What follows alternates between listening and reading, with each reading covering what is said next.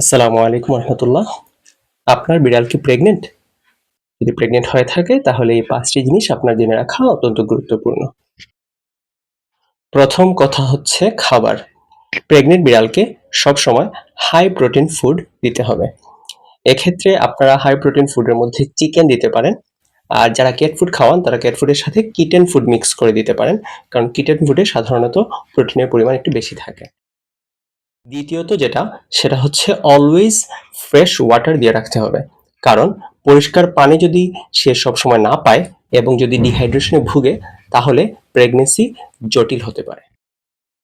তৃতীয়ত, কখনোই নিজে থেকে ভেটের সাথে পরামর্শ না করে কোনো ধরনের মেডিসিন দিবেন না, কারণ অনেক পেইন কিলার আছে, আবার অনেক ডিওয়ার্মিং মেডিসিন রয়েছে, সেগুলো গর্ভবতী বিড়ালের জন্য ক্ষতির কারণ হতে পারে। কিছু মেডিসিন অ্যাবর্শন ঘটায়, কিছু মেডিসিন ফিটাল টক্সিসিটিও ঘটায়।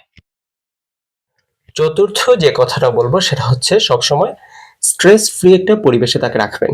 সে যাতে লাফালাফি এসব কম করে, তাকে যাতে একটা সেফ স্পেস প্রোভাইড করতে পারে, শান্ত জায়গায় যাতে সে থাকতে পারে, এই জিনিসটা মেনটেন করবেন। আর তাকে বেশি বিরক্ত করা যাবে না।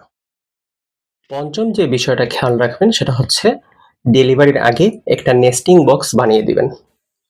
একটা বড় বক্সের মধ্যে নরম কাপড় দিবেন যাতে সে নিরাপদ বোধ করে। কিছু ওয়ার্নিং সাইন আছে, সেগুলো সবসময় খেয়াল রাখবেন। যেমন যদি দেখেন তার প্রস্রাব বা পায়খানা দিয়ে রক্ত যাচ্ছে, যদি দেখেন খাওয়া বন্ধ করে দিয়েছে বা প্রচন্ড দুর্বল হয়ে গেছে, তাহলে সাথে সাথে কোনো অপেক্ষা না করে ভেট দেখাবেন। ধন্যবাদ।